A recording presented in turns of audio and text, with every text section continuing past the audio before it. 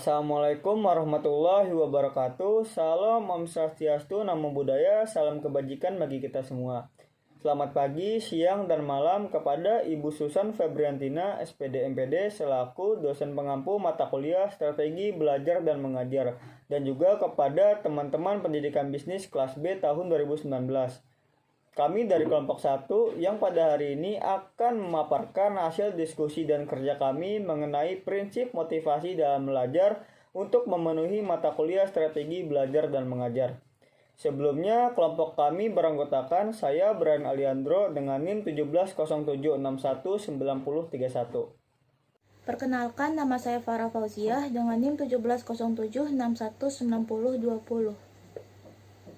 Perkenalkan, nama saya Riansah dengan NIM 1707619073. Nama saya Cindy dengan NIM 17076190048. Halo teman-teman semua, perkenalkan nama saya Iksan Mawardi dengan NIM 17076190075. Perkenalkan, nama saya Betty Sinaga dengan NIM 17007619013. Pengertian motivasi menurut para ahli. Yang pertama, menurut Ahmadi, motivasi adalah suatu kekuatan yang terdapat dalam diri organisme yang menyebabkan organisme itu bertindak atau berbuat. Yang kedua, menurut Winkel, motivasi adalah sebagai daya penggerak diri dalam diri individu dengan maksud mencapai kegiatan tertentu dan untuk mencapai tujuan tertentu. Yang ketiga, ada menurut Chaplin, motivasi sebagai variabel penyelang yang digunakan untuk membuktikan faktor-faktor tertentu di dalam organisme yang membangkitkan, mengelola, mempertahankan, dan menyalurkan tingkah laku menuju suatu sasaran. Dan yang keempat ada menurut Murray, motivasi sebagai motif untuk mengatasi rintangan-rintangan atau berusaha melaksanakan sebaik dan secepat mungkin pekerjaan-pekerjaan yang sulit. Dan yang kelima ada menurut Walgito, motivasi merupakan kekuatan terdapat dalam diri organisme yang menyebabkan organisme itu sendiri bertindak atau berbuat. Dalam dorongan ini biasanya tertuju pada suatu tujuan tertentu. Dan yang terakhir ada menurut Surya Brata, yaitu motivasi adalah suatu keadaan dalam diri individu yang mendorong individu untuk melakukan aktivitas-aktivitas tertentu guna mencapai suatu tujuan. Pengertian motivasi menurut kelompok kami. Dari beberapa pengertian motivasi belajar menurut para ahli tersebut, maka kelompok kami dapat menyimpulkan bahwa motivasi belajar merupakan dorongan timbal balik dari dalam maupun dari luar siswa yang mampu menimbulkan semangat dan kegairahan belajar serta memberikan arah pada kegiatan belajar sehingga tujuan yang dikehendaki dapat tercapai. Selanjutnya ada jenis dan sumber motivasi. Yang pertama itu ada jenis-jenis dari motivasi. Terbagi menjadi dua. Yang pertama itu ada motivasi positif dan yang kedua itu ada motivasi negatif. Nah, yang pertama itu motivasi positif. Seperti apa sih motivasi itu? Motivasi positif ini bisa kita berikan dalam bentuk memberikan hadiah, pujian, ataupun hal-hal yang mereka suka kepada individu atau kelompok, atau juga kepada diri kita sendiri ketika kita mendapatkan nilai yang baik atau berprestasi yang baik. Nah, dengan kita memberikan hal-hal tersebut, itu akan menimbulkan semangat motivasi dan diri kita itu terus meningkat. Karena pada dasarnya juga manusia itu senang akan diberikan hal-hal yang baik. Jadi ketika usaha kita membuahkan hasil yang baik dan mendapatkan apresiasi dari lingkungan sekitar, kita akan terus memikirkan untuk terus berusaha lagi dan lagi agar mendapatkan hasil yang baik ke depannya. Itu akan sangat baik untuk diri kita sendiri dalam jangka waktu yang panjang. Nah, yang kedua ada motivasi negatif. Seperti apa sih motivasi ini? Nah, motivasi ini biasanya tuh dalam bentuk memberikan hukuman kepada mereka yang mendapatkan nilai yang rendah atau berprestasi kurang baik di lingkungannya. Nah, dengan kita memberikan motivasi ini, itu akan membuat semangat dalam jangka waktu pendek itu terus meningkat karena takut akan kenanya hukuman. Sedangkan dalam jangka waktu panjang, semangat ini akan berakibat sangat kurang baik pada individu tersebut karena semangat yang mereka timbulkan itu diiringi oleh rasa takut terkenanya hukuman tersebut. Selanjutnya ada sumber motivasi. Dalam keterangan belajar, para ahli itu membedakan motivasi ini berdasarkan sumber dorongan terhadap perilaku. Nah, dibedakan menjadi dua. Yang pertama itu ada motivasi intrinsik dan yang kedua itu ada motivasi ekstrinsik. Yang pertama, motivasi intrinsik. Motivasi ini adalah motivasi yang timbul di dalam diri seseorang. Nah, dalam kegiatan belajar, motivasi ini tuh sangat penting dan sangat diperlukan oleh individu, terutama ketika kita belajar sendiri. Nah, ketika seseorang yang tidak memiliki motivasi intrinsik, itu akan sangat sulit untuk maju dan mau untuk belajar, karena tidak adanya dorongan dalam diri dia untuk mau melakukan hal tersebut. Sedangkan ketika orang yang memiliki motivasi intrinsik ini, dia bisa maju dan mau belajar, karena dia memiliki dorongan dalam dirinya untuk mau untuk belajar. Nah, keinginan ini tuh dilatar belakangi oleh pemikiran yang positif, seperti contohnya itu pemikiran yang apa yang kita pelajari saat ini tuh sangat berguna untuk masa kini dan untuk masa yang akan datang. Sehingga dengan pemikiran seperti itu bisa menimbulkan dorongan semangat dalam diri kita untuk mau belajar dan mau untuk melakukan hal tersebut. Yang kedua, ada motivasi ekstrinsik. Motivasi ekstrinsik adalah motivasi yang didapat dukungan dari lingkungan atau faktor-faktor dari luar. Nah, motivasi belajar bisa dikatakan ekstrinsik bila seseorang individu atau anak didik memiliki tujuan belajar di luar situasi belajar. Contohnya itu seperti dia ingin mendapatkan gelar-gelar seperti gelar S1, S2, dan S3. Nah, untuk mencapai target ini, dia memiliki semangat belajar yang tinggi agar bisa mencapai target yang dia mau. Namun, ada beberapa penelitian mengatakan bahwa motivasi intrinsik itu lebih kuat dan lebih tahan lama dibandingkan motivasi ekstrinsik ini. Karena ketika seseorang sudah mencapai target yang dia mau, maka dia tidak ada lagi keinginan untuk berkembang lagi atau meneruskan lagi hal lainnya, karena dia ngerasa sudah mencapai target yang dia mau. Nah, ini tuh kurang baik. Jadi motivasi intrinsik itu tuh lebih tahan lama dibandingkan motivasi ekstrinsik. Namun ada juga motivasi ekstrinsik yang didukung oleh situasi belajar atau lingkungannya. Seperti contohnya mendapatkan guru yang baik atau guru yang asik, terus mendapatkan pembagian nilai yang objektif atau pembagian nilai yang adil, tidak memandang satu anak dengan anak yang lain, terus mendapatkan suasana kelas yang menyenangkan juga, teman-teman yang seru. Nah, ini bisa menjadi sumber motivasi ekstrinsik yang sangat efektif untuk bisa meningkatkan minat dan perilaku dari belajar tersebut. Oke, selanjutnya ada peran motivasi dalam kegiatan belajar mengajar. Di slide ditampilkan ada 3 peran motivasi dalam kegiatan belajar mengajar. Yang pertama ada motivasi sebagai pendorong perbuatan, yang kedua ada motivasi sebagai penggerak perbuatan, dan yang ketiga ada motivasi sebagai pengarah perbuatan. Oke, kita masuk yang pertama, yaitu peran motivasi sebagai pendorong perbuatan. Pada awalnya, peserta didik itu tidak memiliki hasrat atau keinginan untuk melakukan kegiatan belajar.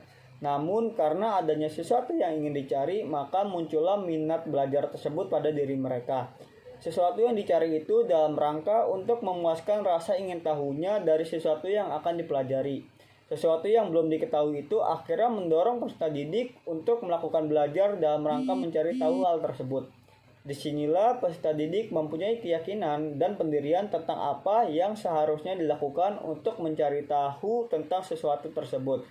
Sikap itulah yang mendasari dan mendorong ke arah sejumlah perbuatan dalam kegiatan belajar. Jadi, motivasi yang berfungsi sebagai pendorong ini untuk mempengaruhi apa yang seharusnya peserta didik ambil dalam rangka kegiatan belajar. Selanjutnya yang kedua ada motivasi sebagai penggerak perbuatan.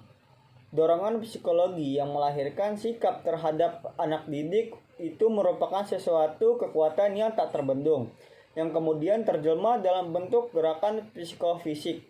Disinilah anak didik sudah melakukan aktivitas belajar dengan segenap jiwa dan raga yang mereka miliki.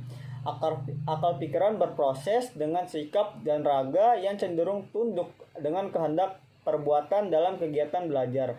Sikap yang berada dalam kepastian perbuatan dan akal pikiran mencoba membedakan nilai yang terdapat dalam wacana, prinsip, adil, dan hukum sehingga mengerti betul apa isi kandungan yang mereka pelajari. Oke, selanjutnya yang ketiga ada motivasi sebagai pengarah perbuatan. Anak didik yang mempunyai motivasi dapat menyeleksi mana perbuatan yang harus dilakukan dan mana perbuatan yang harus diabaikannya.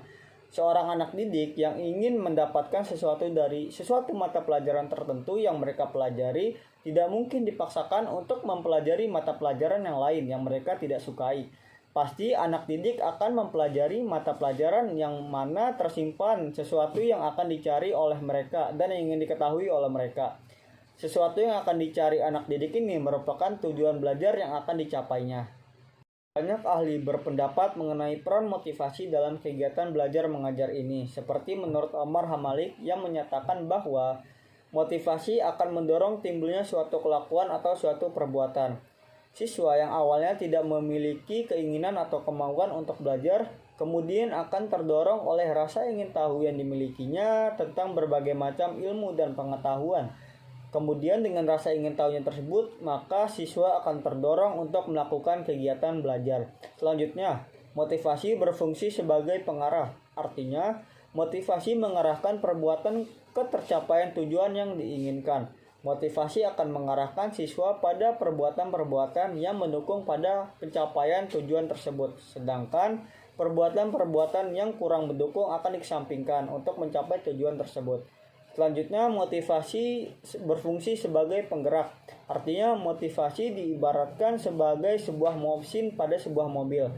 Jika mesin baik, maka mobil akan berjalan dengan baik dan cepat.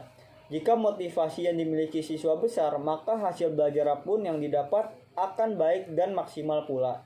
Selanjutnya ada menurut Rosjidan yang kurang lebih sama dengan yang telah dipaparkan oleh Omar Hamalik sebelumnya, yaitu mendorong manusia untuk berbuat, menentukan arah perbuatan, dan menyeleksi perbuatan, yakni menentukan perbuatan-perbuatan apa saja yang harus dijalankan untuk mencapai tujuan dan menyampingkan perbuatan-perbuatan yang kurang berguna untuk mencapai tujuan tersebut. Selanjutnya, dari model-model motivasi tadi, maka secara garis besar dapat disimpulkan bahwa peran motivasi dalam kegiatan belajar mengajar yaitu motivasi sebagai pendorong timbulnya suatu perbuatan atau suatu kegiatan. Selanjutnya, motivasi mengerahkan seseorang untuk berbuat. Dan yang terakhir, motivasi akan membantu seseorang untuk mencapai tujuannya. Terima kasih Brian atas penjelasan materinya. Nah, sekarang kita lanjut ke subbab yang berikutnya, yaitu model motivasi ARCS. Salah satu permasalahan pokok dalam proses pembelajaran saat ini yaitu kesulitan siswa dalam menerima, merespon, serta mengembangkan materi yang diberikan oleh guru. Pembelajaran konvensional yang selama ini berpusat pada guru terkesan merugikan siswa, terutama siswa yang berkemampuan rendah. Siswa terlihat cenderung jenuh dalam pembelajaran dan kurangnya motivasi untuk belajar.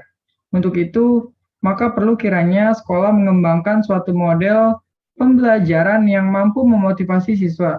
Nah, salah satu model pembelajaran ini adalah model pembelajaran ARCS, Attention, Relevance, Confidence, and Satisfaction. Sebagai upaya meningkatkan motivasi belajar siswa guna meningkatkan prestasi atau hasil belajar siswa, khususnya dalam mata pelajaran tertentu, maka penerapan model ARCS ini akan sangat efektif dipergunakan karena model pembelajaran ARCS ini disesuaikan dengan kebutuhan ataupun minat dari siswa-siswa tersebut. Nah, ARCS sendiri adalah akronim dari bentuk sikap siswa, yakni attention atau perhatian, relevance, relevansi, confidence, yaitu percaya diri, dan satisfaction atau kepuasan. Jadi, saya menyimpulkan bahwa model pembelajaran ARCS adalah suatu bentuk pembelajaran yang mengutamakan perhatian siswa, menyesuaikan materi pembelajaran dengan pengalaman belajar, menciptakan rasa percaya diri dalam diri siswa, dan menimbulkan rasa puas dalam diri siswa tersebut.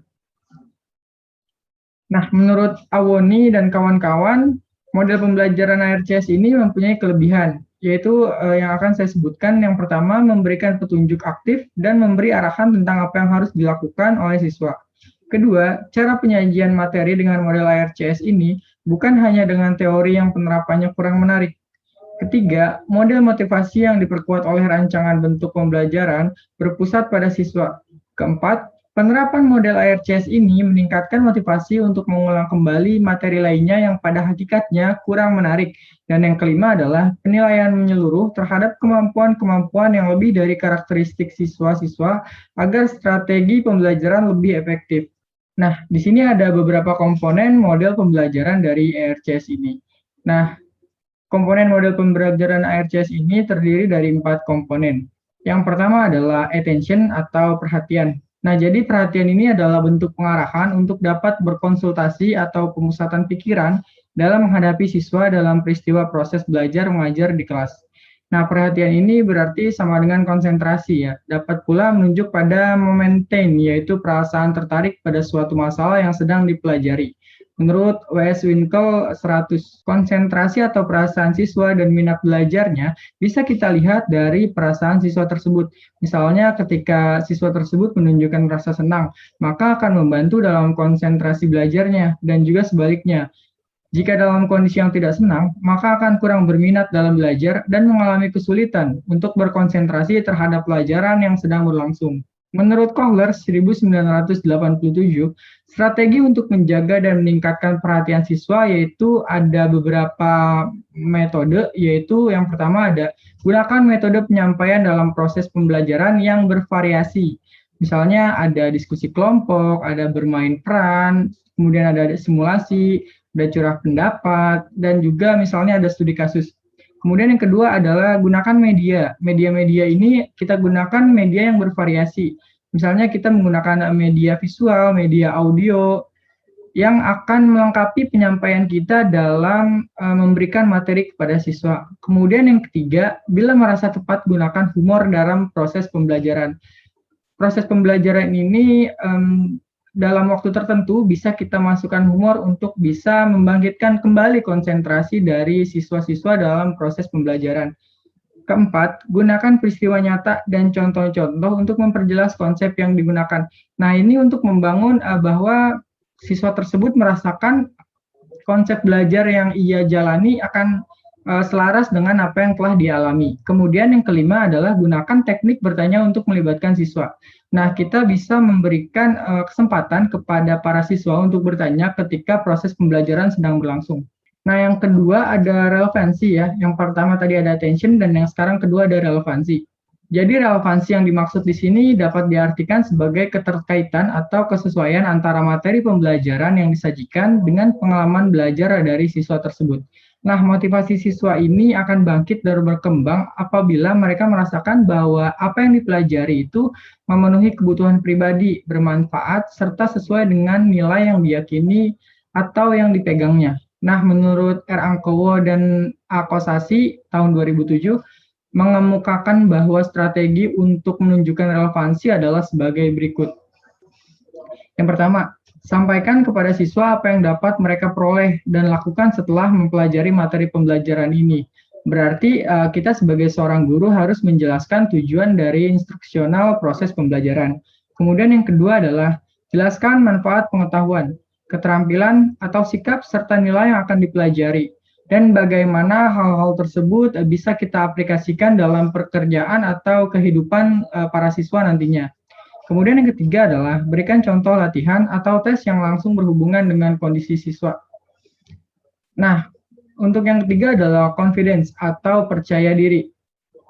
Nah, demi membangkitkan kesadaran yang kuat di dalam proses belajar mengajar, siswa yang selama ini lebih banyak dikuasai oleh guru, teacher center, dan lebih memproduk penghafal kata-kata bukan pada kemampuan bagaimana belajar, dan akhirnya setelah siswa tamat, siswa ini tidak bisa berbuat apa-apa atau tidak ada kemampuan problem solving-nya. Di tengah masyarakat yang saat ini kompleks kehidupannya dan butuh problem solving yang bagus. Nah, di sini menurut Keller 1987, strategi yang dapat digunakan untuk meningkatkan kepercayaan diri siswa adalah sebagai berikut. Yang pertama ada meningkatkan harapan siswa untuk berhasil dengan memperbanyak pengalaman siswa. Misalnya yang pertama dengan menyusun materi pembelajaran agar dengan mudah difahami, diurutkan dari materi yang mudah ke yang sulit. Nah, dengan demikian siswa ini akan merasa keberhasilan sejak awal proses pembelajaran itu akan muncul. Kemudian yang kedua ada susunlah kegiatan pembelajaran ke dalam proses bagian-bagian yang lebih kecil, sehingga siswa ini tidak dituntut untuk mempelajari terlalu banyak konsep baru dengan salam satu waktu. Ketiga adalah meningkatkan harapan untuk berhasil. Nah, hal-hal ini bisa dilakukan dengan menyampaikan tujuan pembelajaran dan kriteria tes pada awal pembelajaran. Nah, ini akan membantu siswa mempunyai gambaran yang jelas mengenai apa yang diharapkan oleh guru maupun siswa tersebut. Yang keempat adalah meningkatkan harapan untuk berhasil dengan menggunakan strategi yang memungkinkan kontrol berhasil di tangan siswa tersendiri. Nah, jadi apa yang dikatakan berhasil itu siswa mempunyai kontrol terhadap keberhasilan itu sendiri. Nah, yang kelima, tumbuh kembangkan kepercayaan diri siswa dengan menganggap siswa tidak memahami konsep ini dengan baik, serta menyebut kelemahan siswa sebagai hal-hal yang masih perlu dikembangkan. Dan yang keenam, berilah umpan balik yang relevan selama proses pembelajaran, agar siswa mengetahui pemahaman dan prestasi belajar mereka sejauh ini. Nah, itulah tadi tentang confidence atau percaya diri. Nah, kemudian kita beralih yang keempat, yaitu satisfaction atau kepuasan. Nah, kepuasan di sini yang dimaksud adalah perasaan gembira. Perasaan ini dapat menjadi perasaan yang positif kalau orang mendapatkan penghargaan terhadap dirinya. Nah, percaya diri siswa ini nantinya dengan membangkitkan semangat belajar. Ya, maksudnya di sini adalah rasa kepuasan diri siswa ini akan mampu membangkitkan semangat belajar dari siswa tersebut. Nah, beberapa cara untuk membangkitkan rasa percaya diri siswa diantaranya adalah yang pertama mengucapkan baik, bagus, dan seterusnya bila peserta didik menjawab atau mengajukan pertanyaan.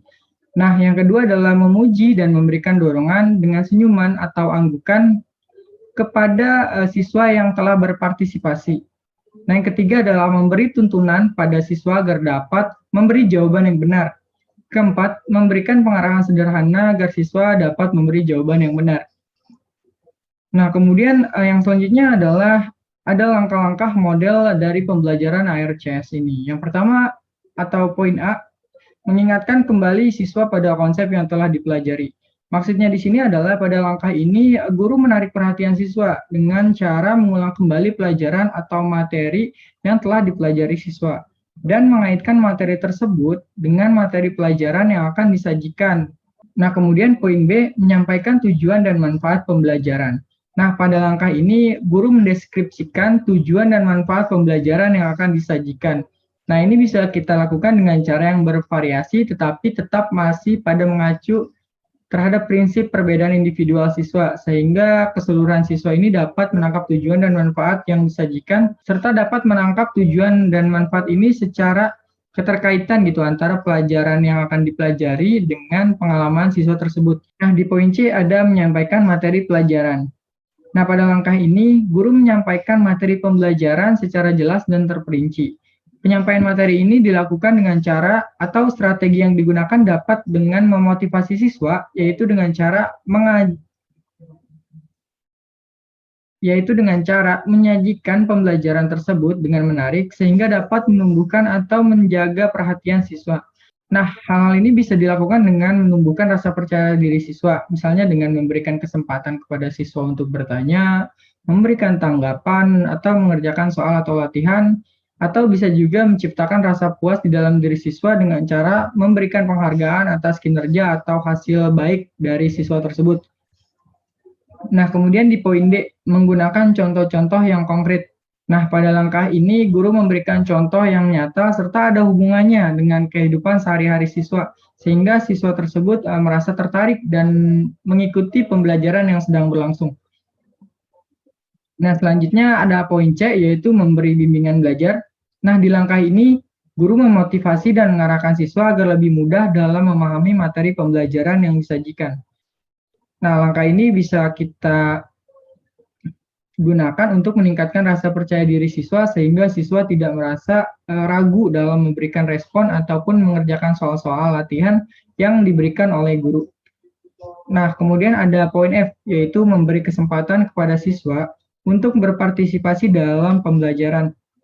Nah, di langkah ini, guru memberikan kesempatan kepada siswa untuk bertanya, menanggapi, ataupun mengerjakan soal-soal mengenai materi pembelajaran yang sedang disajikan oleh guru. Nah, dengan diberikannya kesempatan ini kepada siswa, maka siswa akan berkompetensi secara sehat, aktif, dalam mengikuti pembelajaran. Nah, untuk bisa meningkatkan partisipasi dari siswa, bisa juga dengan cara menumbuhkan atau meningkatkan rasa percaya diri siswa dan akhirnya juga dapat menimbulkan rasa puas di dalam diri siswa karena merasa siswa tersebut ikut terlibat dalam proses pembelajaran. Nah, yang selanjutnya ada di poin G, yaitu memberi umpan balik. Nah, di langkah ini, guru memberikan suatu umpan balik yang tentunya dapat merangsang pola berpikir siswa. Nah, pemberian feedback ini dapat menumbuhkan rasa percaya diri dan menimbulkan rasa puas dalam diri siswa. Poin terakhir, yaitu poin H, menyimpulkan setiap materi yang telah disampaikan di akhir pembelajaran. Nah, di langkah ini, guru menyimpulkan materi pembelajaran yang baru saja disajikan dengan jelas dan terperinci. Nah, guru juga bisa memberikan kesempatan kepada seluruh siswa untuk membuat kesimpulan tentang materi yang baru mereka pelajari dengan menggunakan bahasa mereka sendiri. Secara tidak langsung, hal-hal ini bisa menciptakan rasa puas di dalam diri siswa tersebut. Ini menurut Keller 1987. Selanjutnya ada langkah-langkah model pembelajaran ARCS. Di sini terdapat 8 langkah-langkah model dari pembelajaran ARCS. Yang pertama ada mengingatkan kembali siswa pada konsep yang telah dipelajarinya. Di langkah ini, guru menarik perhatian siswa dengan cara mengulang kembali pelajaran atau materi yang telah dipelajarinya di pertemuan sebelumnya. Kemudian mengaitkan materi tersebut dengan materi yang akan dipelajari atau disajikan pada hari itu. Dengan cara ini, siswa akan merasa tertarik serta termotivasi untuk memperoleh pengetahuan yang baru, yaitu materi yang akan disajikan. Kedua, menyampaikan tujuan dan manfaat pembelajaran. Di langkah ini, guru mendeskripsikan tujuan dan manfaat pembelajaran yang akan disajikan pada hari itu. Penyampaian tujuan dan manfaat pembelajaran ini dapat dilakukan dengan cara beragam atau bervariasi, tapi masih tetap mengacu pada prinsip perbedaan individual siswa, sehingga keseluruhan siswa dapat menangkap tujuan dan manfaat pembelajaran yang akan disajikan. Yang ketiga, menyampaikan materi pelajaran. Di langkah ini, guru menyampaikan materi pembelajarannya secara jelas dan terperinci. Penyampaian materi ini dilakukan dengan cara atau strategi yang memotivasi para peserta didiknya dengan cara menyajikan materi pembelajaran tersebut dengan menarik sehingga dapat menumbuhkan atau menjaga perhatian para peserta didiknya. Memberikan keterkaitan materi pembelajaran yang disajikan dengan pengalaman pembelajaran siswa ataupun yang berhubungan dengan kehidupannya sehari-hari. Menumbuhkan rasa percaya diri siswa dengan cara memberikan kesempatan pada mereka untuk bertanya, memberikan tanggapan ataupun mengerjakan soal atau latihan, dan menciptakan rasa puas di dalam diri para siswanya dengan cara memberikan penghargaan atas kinerja atau hasil kerja para siswa tersebut. Yang keempat, menggunakan contoh-contoh yang konkret. Pada langkah ini, guru memberikan contoh-contoh yang nyata serta ada hubungannya dengan kehidupan sehari-hari para siswa, sehingga siswa merasa tertarik untuk mengikuti pembelajaran. Adapun manfaat lainnya yang didapat dari penggunaan contoh yang konkret adalah siswa mudah memahami materi yang disajikan atau yang disampaikan dengan mudah untuk mengingat materi tersebut. Tujuan penggunaan contoh yang konkret ini untuk menumbuhkan atau menjaga perhatian para siswa tersebut dan memberikan kesesuaian antara pembelajaran yang disajikan dengan pengalaman pembelajaran siswa ataupun dalam kehidupannya sehari-hari. Kemudian yang kelima yaitu memberikan bimbingan belajar. Pada langkah ini, guru memotivasi para peserta didiknya agar lebih mudah dalam memahami materi pembelajaran yang disampaikannya. Secara langsung, langkah ini dapat meningkatkan rasa percaya diri siswa sehingga siswanya pun tidak merasa ragu dalam memberikan respon ataupun mengerjakan soal-soal yang diberikan. Pemberian bimbingan belajar ini juga bermanfaat ya bagi para siswa yang lambat dalam memahami suatu materi pembelajaran yang disajikan, sehingga siswa-siswa tersebut merasa termotivasi untuk memahami materi pembelajaran yang diberikan oleh guru tersebut. Selanjutnya yang keenam ada memberikan kesempatan bagi para siswa atau peserta didik untuk berpartisipasi di dalam kegiatan pembelajaran. Pada langkah ini, guru memberikan kesempatan kepada siswanya untuk bertanya, menanggapi, ataupun menjawab soal yang telah diberikannya sesuai dengan materi yang telah disampaikan. Dengan memberikan kesempatan bagi para siswa, diharapkan kesempatan ini dapat digunakannya untuk berpartisipasi dalam pembelajaran. Ini juga dapat menumbuhkan ataupun meningkatkan rasa percaya dirinya dan akhirnya juga dapat menimbulkan rasa puas di dalam dirinya karena merasa ikut terlibat dalam proses pembelajaran yang terjadi tersebut. Selanjutnya yang ketujuh, memberikan umpan balik. Di langkah ini guru memberikan suatu umpan balik atau feedback yang tentunya dapat merangsang pola berpikir siswanya. Setelah pemberian umpan balik ini, siswa secara aktif akan menanggapi feedback dari gurunya tersebut. Pemberian umpan balik ini dapat menumbuhkan rasa percaya diri bagi para siswa dan menumbuhkan rasa puas dalam dirinya. Selanjutnya, langkah-langkah model pembelajaran ARC yang terakhir atau yang ke-8 yaitu menyimpulkan setiap materi yang telah disampaikan di akhir sesi pertemuan atau pembelajaran. Pada langkah ini, guru menyimpulkan materi pembelajaran yang baru saja disampaikan pada pertemuan tersebut dengan jelas dan terperinci pula. Di langkah ini dilakukan dengan berbagai macam cara, salah satunya memberikan kesempatan bagi para peserta didiknya untuk dapat membuat kesimpulan tentang materi yang baru saja didapat atau dipelajari dengan menggunakan bahasa mereka sendiri. Jadi secara tidak langsung langkah ini dapat menciptakan rasa puas dalam diri siswa. Di sini saya akan menjelaskan tentang faktor yang mempengaruhi motivasi. Keberhasilan belajar peserta didik dalam proses pembelajaran sangat dipengaruhi oleh motivasi yang ada pada dirinya. Indikator kualitas pembelajaran salah satunya adalah adanya motivasi yang tinggi dari para peserta didik. Peserta didik yang memiliki motivasi belajar yang sangat tinggi terhadap pembelajaran, maka mereka akan tergerak atau tergugah untuk memiliki keinginan melakukan sesuatu yang dapat memperoleh hasil dan tujuan tertentu. Di sini ada beberapa menurut para ahli. Kami mengambil 3 dari beberapa ahli. Yang pertama ada menurut Kompri 2016-232. Motivasi belajar merupakan segi kewajiban yang mengalami perkembangan, artinya terpengaruhi oleh kondisi psikologis dan kematangan psikologi siswa. Beberapa unsur yang mempengaruhi motivasi dalam belajar yaitu yang pertama ada cita-cita dan aspirasi siswa. Cita-cita akan memperkuat motivasi belajar siswa baik intrinsik maupun ekstrinsik.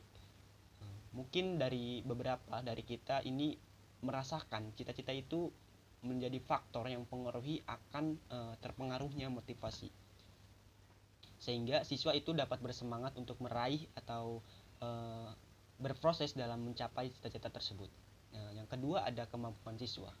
Keinginan seseorang anak perlu dibarengi dengan kemampuan dan kecakapan dalam pencapaian.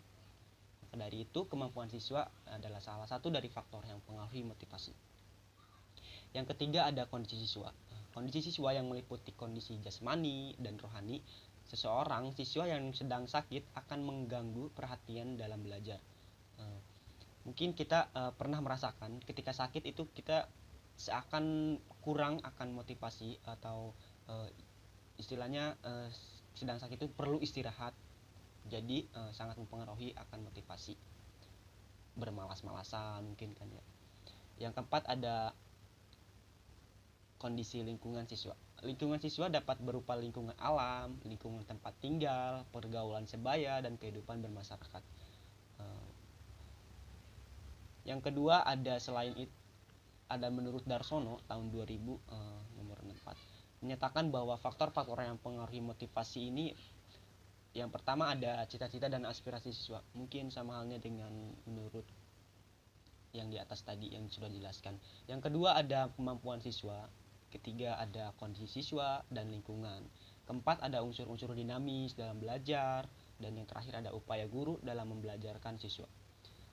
Selanjutnya ada menurut Slameto 1991, seorang individu membutuhkan suatu dorongan atau motivasi sehingga sesuatu yang diinginkan dapat tercapai dalam hal yang ada beberapa faktor yang mempengaruhi belajar. Yang pertama ada faktor individual seperti kematangan atau pertumbuhan, kecerdasan, latihan, motivasi, dan faktor pribadi. Yang kedua ada faktor sosial seperti keluarga atau keadaan rumah tangga, guru, dan cara mengajarnya, alat dalam belajar, dan motivasi sosial.